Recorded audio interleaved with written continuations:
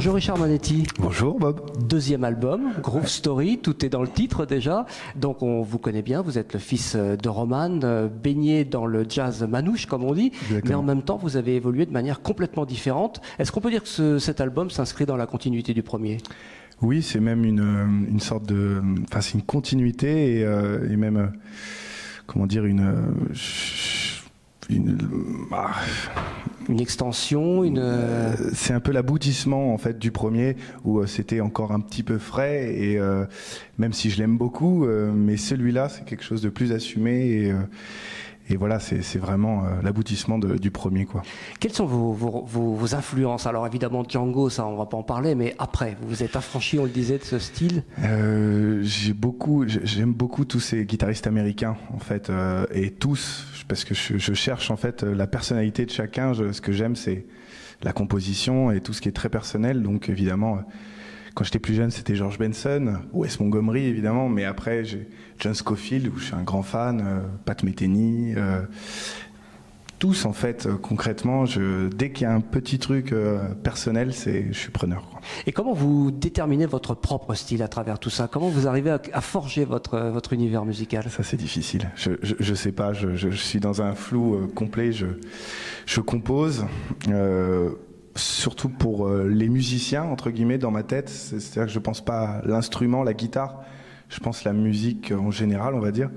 Et du coup, une fois que j'ai créé ça, après je me pose la question, qu'est-ce que c'est? Ça ressemble à quoi? Mais en fait, je sais pas vraiment.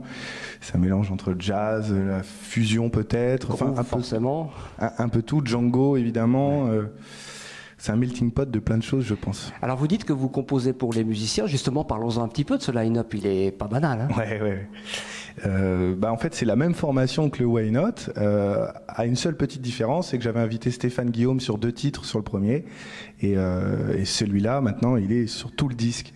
Parce que je trouve ça trop bête de ne pas profiter d'un tel musicien sur un disque entier. Ça, c'est clair. Donc, voilà. Et les invités aussi. Et les invités, Didier Lockwood, qui a été formidable d'avoir accepté de faire ça. J'ai joué pas mal quand j'étais plus jeune avec, donc il me soutient, il me suit, donc c'est super agréable. On a aussi un musicien qui joue de la percussion sur un morceau de Jean-Marc Jaffé, du pandero en fait. Ça donne un côté très brésilien à ça. Et voilà, en fait, en termes d'invités, il n'y a pas eu plus que ça, puisque c'est vraiment... Et le reste du line-up, du coup, on a squeezé. J'ai squeezé ma question. Johan Serra à la batterie. Ouais. Donc, voilà, c'est l'apothéose pour moi. Je pense qu'on va en entendre parler pendant longtemps. J'en suis sûr, en fait. Je parie.